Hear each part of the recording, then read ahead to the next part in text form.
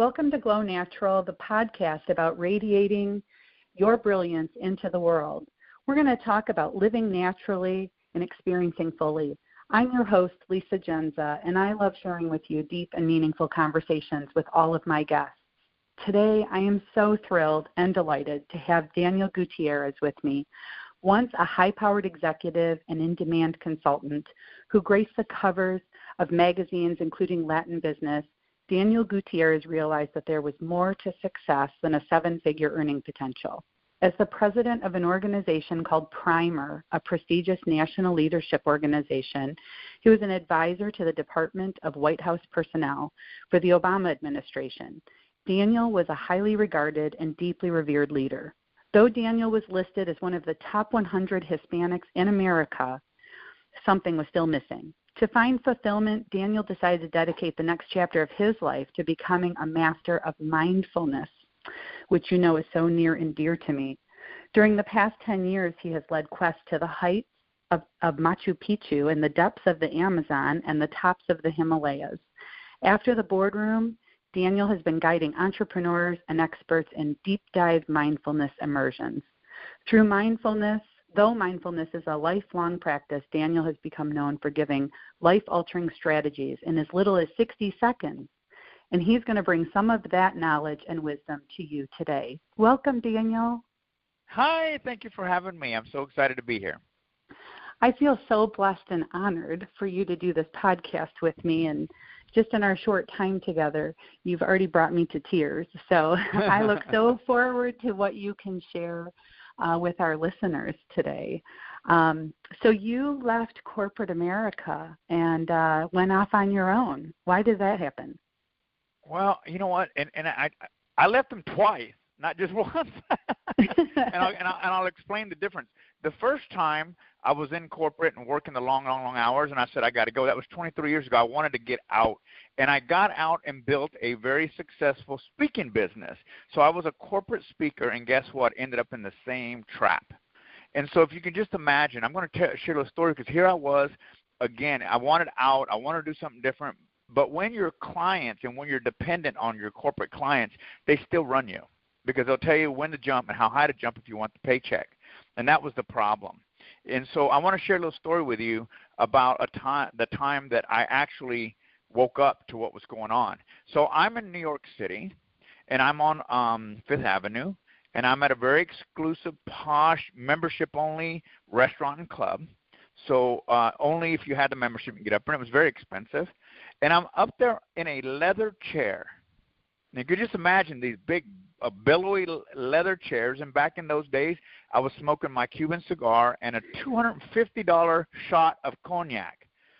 Wow! I got my fancy suit. I got my fancy suit on and my $700 shoes.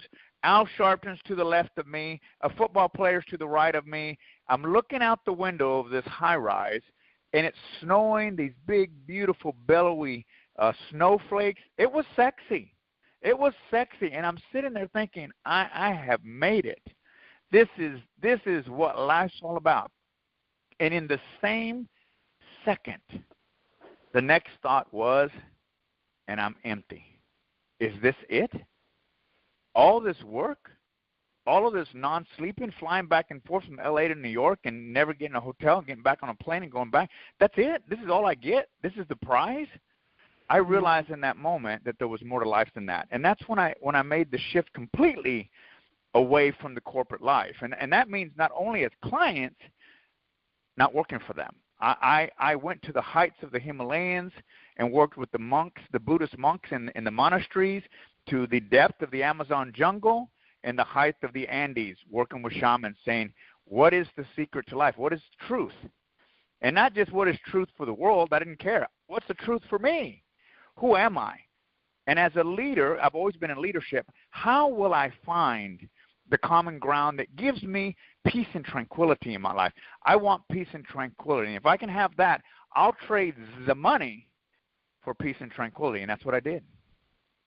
I think it's a common question these days. People asking, Who am I and what is my purpose?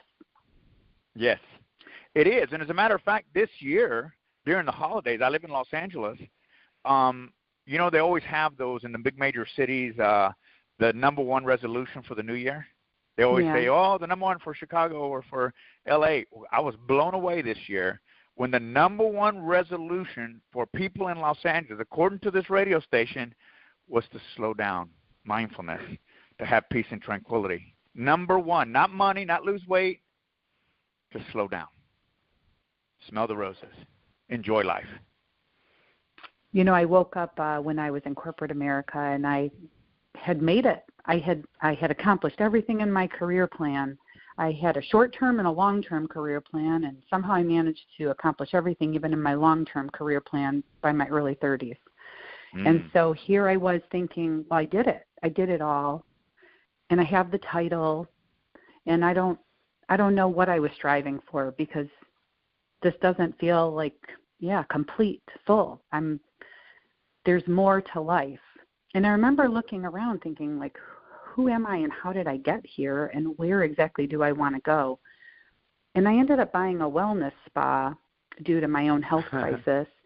And I used to tell women, I spent the last decade telling women they had to slow down, that the most important thing was to slow down. And they would tell me they couldn't. Lisa, I can't come in for a 2 or a 3 hour detox session. I can't come in for a 2 hour body wrap because I'm too busy.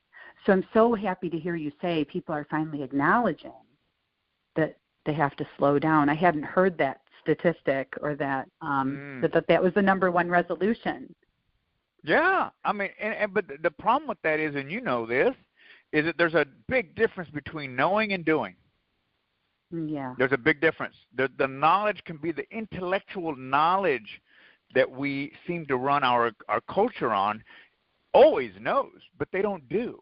And why is that? Because there's a difference between the brain or the intellect running your life and your heart running your life. And when you make that transition, you go into doing, such as you leaving corporate, me going, I was doing, I wanted to go see for myself these wonderful places that would teach me, but it wasn't going to happen sitting behind my computer. I had to go do something. Right. Yeah, so mindfulness, you teach people mindfulness, and that's really what we're referring to with slowing way down. There's, of course, a lot more to mindfulness. But I suspect that studying with the monks and the shamans helped you to really slow down. I hear that when we get out of the rat race, here in the United States, that's a little bit easier to get silent. Is that where you learned mindfulness, was from the monks and the shamans? I did, because I remember that, the first time I showed up around any of those places, they would always go, what are you so uptight about? Like, slow down. I go, you say that again and I'm going to get upset.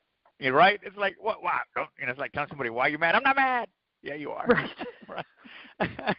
So it was beautiful, because they didn't even have to say anything, because they really don't. They just look at you like, slow down. It took a while. When we get out of what's called the rat race, we get out of the hamster wheel, whatever it is you want to call it, the race car.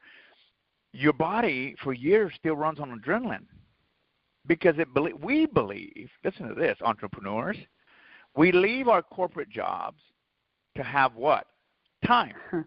Yeah. And then we find ourselves not having any of it. Yeah. And all of a sudden, the reason for leaving corporate becomes lost in our day-to-day activities in business. Well, I'm here to tell you that part of mindfulness and part of things that I had to learn, I just said this to a client in India. I said, I make more money doing nothing than I do doing something. And she said, what? I said, I make more money doing nothing than I do doing something. And what I mean by that is I've realized when I can slow myself down and get mindful, get radically mindful in the moment, and allow for whatever you want to call it, the universe, the mountains, the trees, the doorknob, I don't care. Whatever that energy is, it is bigger than us, that moves things into existence. When I'm willing to slow down long enough to let go of the illusion of control, things happen.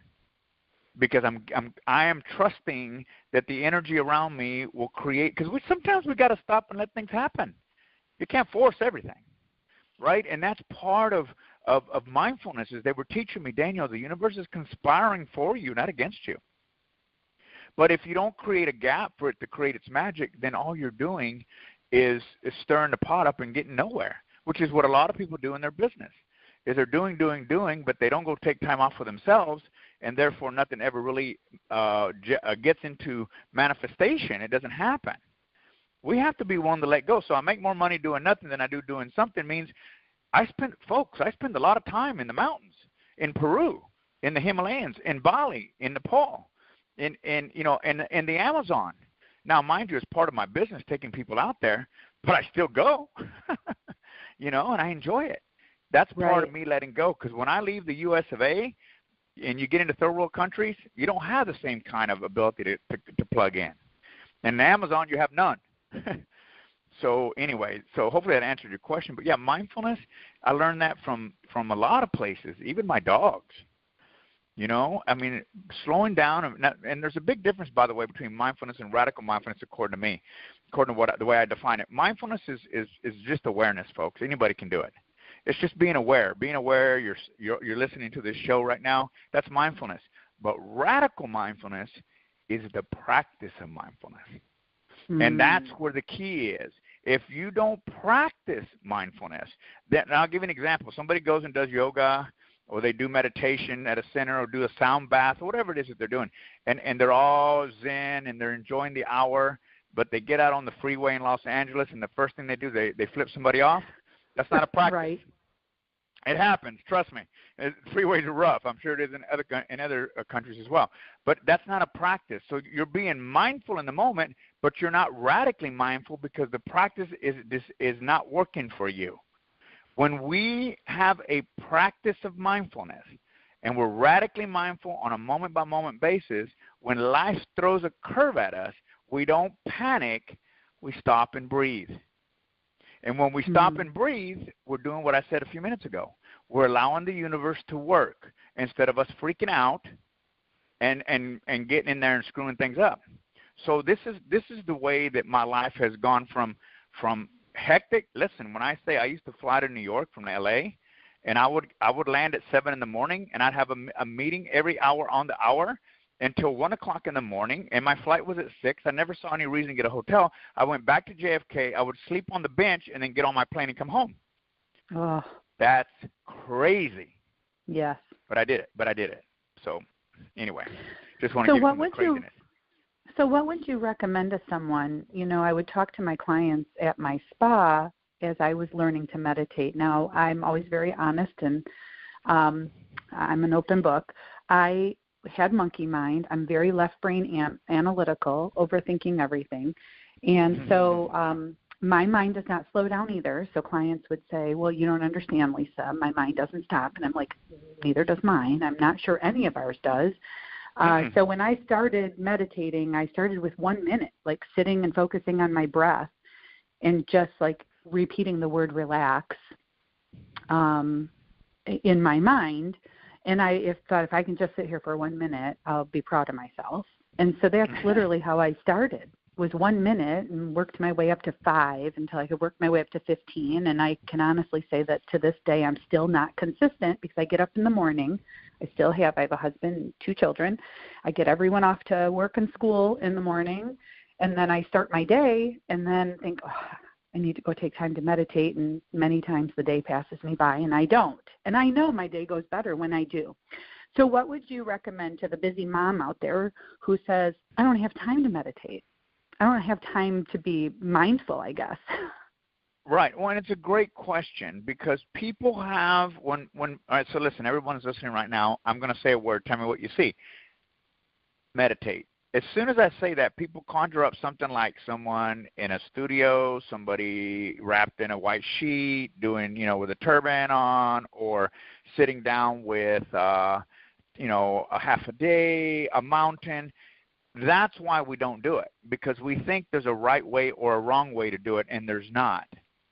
The only wrong way is to not do it, right? So 60 seconds. I always tell people, I teach people that are busy, just take 60 seconds. All I'm asking for you to do is to stop. 60 seconds will not kill you. As a matter of fact, it will extend your life by just stopping. On my website, I give away a 60-second meditation that. And someone said, 60 seconds, Daniel, really? I said, I bet you can't do that.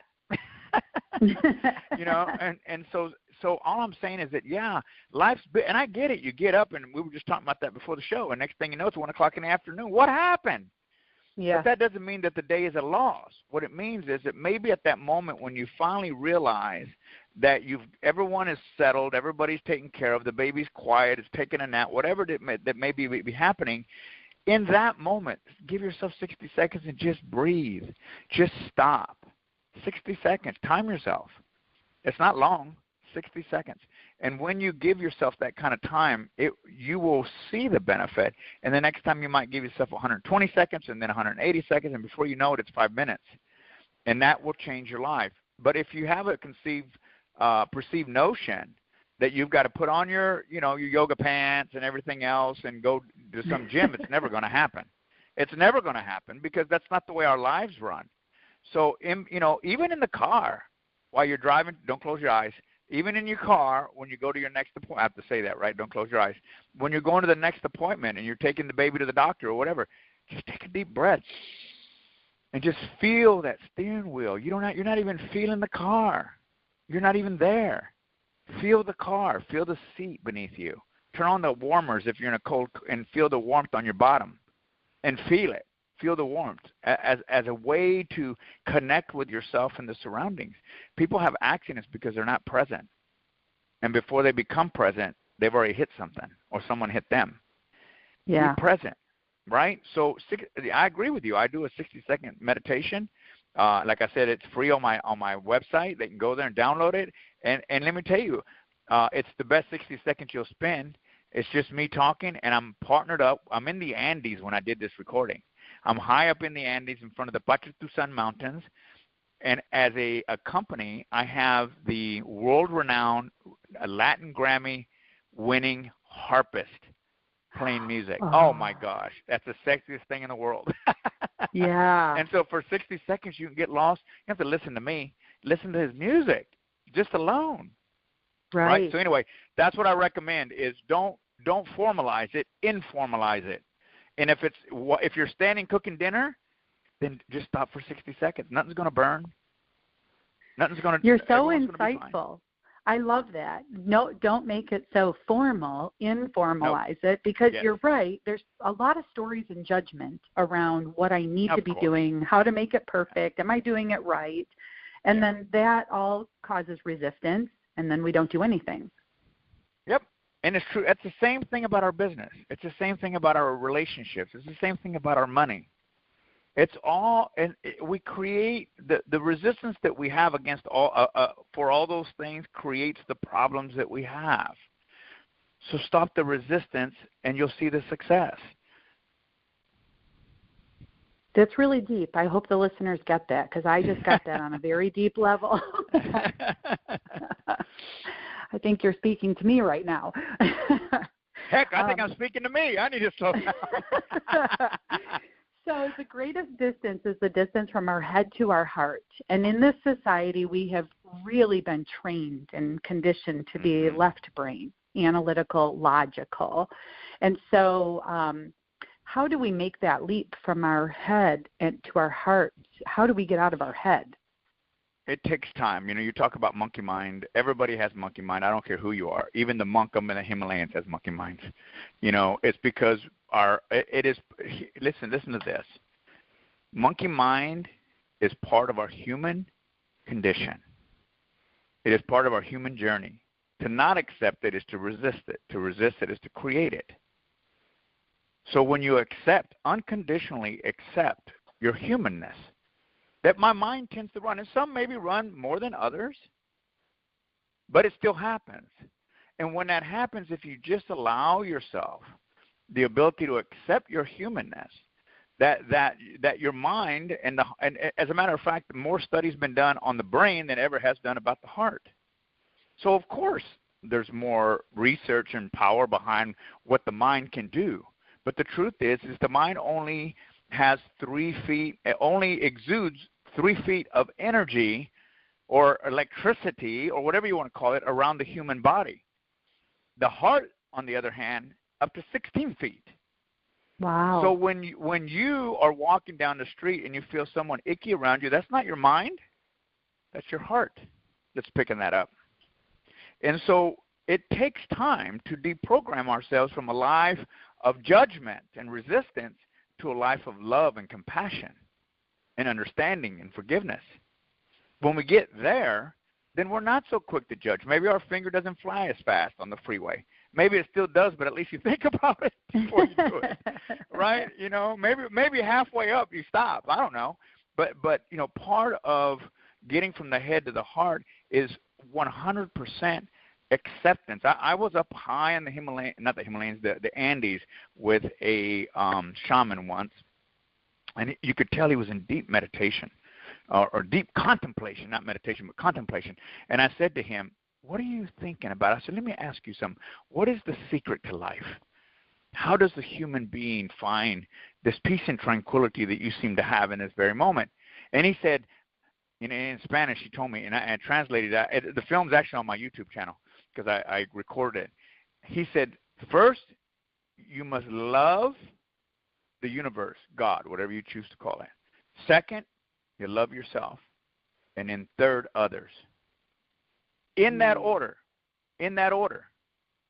Because if you don't and you move them, then you're unbalanced. And so part of going from the head to the heart is recognizing that without self-love and self-appreciation and self-forgiveness and self-compassion and self-acceptance, there is nothing to give. And therefore, it seems like your life is a rat race. But when you change that, even just a little bit, again, if there's anything I get across to you today, there is no right or wrong way to do it. There's only a tragedy if you don't try. Yes. Oh, gosh, do I want people to hear that. I think many of us were raised, though, right, with that heavy hand of judgment. You know, yes.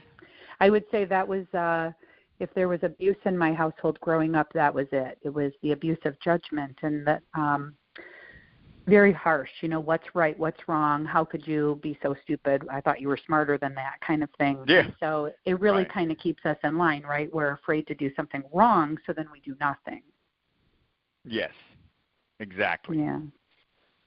So you have another book coming out. This is your 5th book? Yes. Sometime this year. It's called Radical Mindfulness. And I get to go through, and the first chapter, I've talked to you a little bit about it. It's called I Woke Up From a Dream. I woke up from a lie, excuse me. I guess it was a dream. I woke up from a lie, and then my mother passed away last year. And her passing was such an incredible event in my life in terms of this whole world that I live in today, of being who I am versus who I was. And it's kind of an oxymoron because you don't change who you are. But that acceptance, that level of self-acceptance, unconditional acceptance. And so I'm really excited about it. Before the end of the year, it'll be out. That's wonderful. So are you going to have exercises in there? We're going to get to hear more of your story. Is there more of your journeys, the things that you've learned from the monks and the shamans in there? Oh, yeah. I talk about very specifically what I did with the monks and what I did with the shamans of Peru, because they really opened my heart. They really showed me how to see with my heart, not with my mind. Yeah, that really appeals to me. I'm definitely going to be looking at your retreats, as I would encourage all of the listeners to do as well. It's something I've always wanted to do. I became a mom very young, though, so I'm just now getting to that empty nester phase.